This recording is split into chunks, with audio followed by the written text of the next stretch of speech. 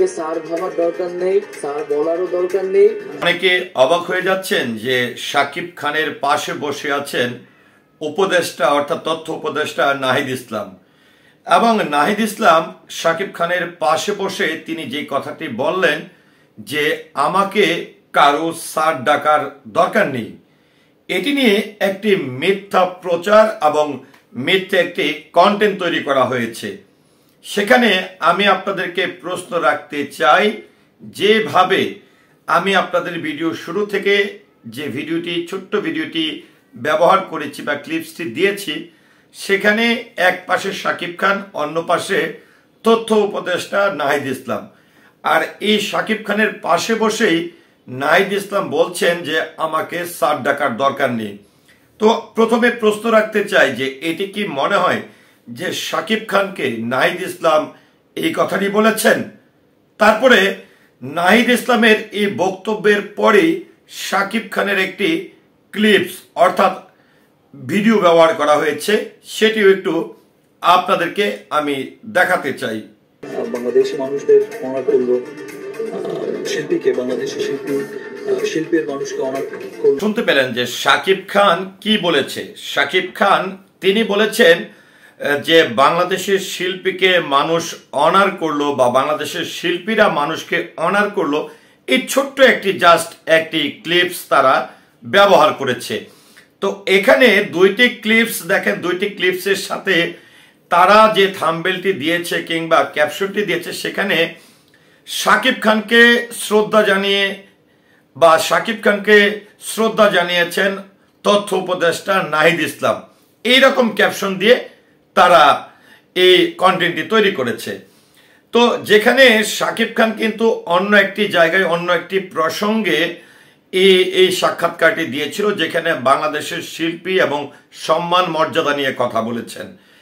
আর তথ্য উপদেষ্টা মহোদয় নাহিদ ইসলাম কিন্তু তিনি যখন আসলে উপদেষ্টার দায়িত্বটি গ্রহণ করেন, তখন আমরা দেখেছিলাম যে যেহেতু তারা ছাত্র থেকে উপদেষ্টা হয়েছেন কম বয়সে, তখন কিন্তু কিছু মানুষ এটি নিয়ে গুজব ছড়াতে থাকে, সমালোচনা করতে থাকে যে হ্যাঁ তারা স্টুডেন্ট লাইফ বা এই বয়সে তাদেরকে কত সিনিয়ররা স্যার ডাকতে হচ্ছে, এটা অন্যায়, হ্যাঁ এটা বেয়াদবি, কত ধরনের কথা শুনেছি, কত ধরনের আজব টাইপের মানে বক্তব্য শুনেছি। কিন্তু সবচেয়ে বড় যে বিষয়টি রয়েছে সেটি হচ্ছে যে যেই মানুষটি যার বয়স যতই হোক না কেন, তার যে পদমর্যাদা থাকবে তার সম্মানের জায়গা অনুসারেই কিন্তু প্রত্যেকটি মানুষকে সম্মান করতে হবে। কিন্তু নাহিদ ইসলাম এবং নাহিদ ইসলামের সঙ্গে শাকিব খানের যে বক্তব্যটি ব্যবহার করা হয়েছে, সেটির সঙ্গে শাকিব খানের কোনো সম্পর্ক নেই বা নাহিদ ইসলামের বক্তব্যের সঙ্গে শাকিব খানের কোনো সম্পর্ক নেই। নাহিদ ইসলাম সারা দেশবাসীর প্রতি সম্মান জানিয়ে বা যাদের সঙ্গে তিনি কাজ করবেন সিনিয়রদের প্রতি সম্মান জানিয়ে কিন্তু এই কথাটা বলেছিলেন, এটি কিন্তু শাকিব খানকে নয়। তবে নাহিদ ইসলাম কিন্তু বাংলা চলচ্চিত্র নিয়েও কথা বলেছেন, যেহেতু তিনি তথ্য মন্ত্রণালয়ের দায়িত্বে আছেন, সেটি নিয়ে আসলে তার বেশ খানিকটা স্বপ্ন আমরা একদমই এই মন্ত্রণালয়ের দায়িত্ব নেওয়ার পর থেকে দেখেছিলাম। তো নাহিদ ইসলাম আসলে বাংলা চলচ্চিত্র নিয়ে আসলে কি বলেছিল সেটিও একটু আপনাদেরকে শোনাতে চাই। আমাদের চলচ্চিত্র নিয়ে আমাদের অনেক বেশি কাজ করতে হবে আমাদের।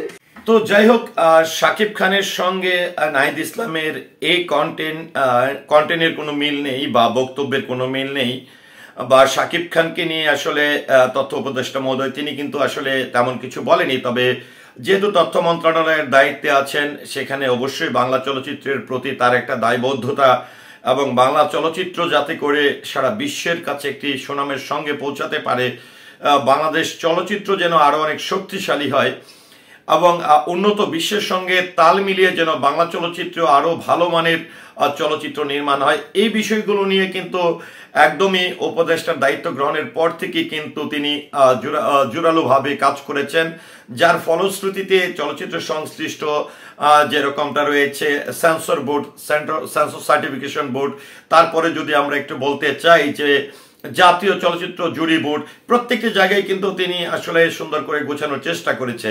তো ভিউয়ার্স, এই যে আসলে নাহিদ ইসলাম যিনি বর্তমান বাংলাদেশ সরকারের অন্তর্বর্তীকালীন সরকারের এত বড় একটি গুরুত্বপূর্ণ মন্ত্রণালয়ের দায়িত্বে আছেন এবং যে উনি হোক না বয়স কম হোক বা স্টুডেন্ট লাইফে এসে উপদেষ্টা হোক না কেন, কিন্তু সবচেয়ে বড় বিষয় হচ্ছে তার যে বর্তমান জায়গাটি সেটি হচ্ছে রাষ্ট্রের একটি অনেক বড় ধরনের একটি মর্যাদা সম্পন্ন একটি জায়গা। আর এটিও কিন্তু অস্বীকার করার কোনো জায়গা নেই যে বর্তমান সময়ে বাংলা চলচ্চিত্রের সুপারস্টার শাকিব খান, এই শাকিব খানকে বা এই নাহিদ ইসলাম বা এই সম্মানী ব্যক্তিগুলোকে নিয়ে আসলে এই ধরনের ভুলভ্রান্তি কন্টেন্ট আমরা তৈরি না করি, এবং যেটি সত্য এবং বাস্তব, যেহেতু আমাদের প্রতি, আমাদের ভিডিওর প্রতি, আমাদের চ্যানেলগুলোর প্রতি মানুষের একটি আস্থা রয়েছে এবং মানুষজন সবসময় আমাদের ভিডিওর মাধ্যমে তারা সঠিক তথ্যটি জানতে চায়, সেক্ষেত্রে অবশ্যই আমি আহ্বান করব যে আমরা সঠিক তথ্যের মাধ্যমে আমরা কন্টেন্টগুলো ক্রিয়েট করি এবং মানুষদেরকে সঠিক তথ্যটি পৌঁছে দিই। তো ভিউয়ার্স, এ নিয়ে আপনার মতামতকে আশা করছি কমেন্টের মাধ্যমে জানাবেন। সেই সাথে পুরো ভিডিওটির সঙ্গে থাকার জন্য অসংখ্য ধন্যবাদ। আসসালামু আলাইকুম।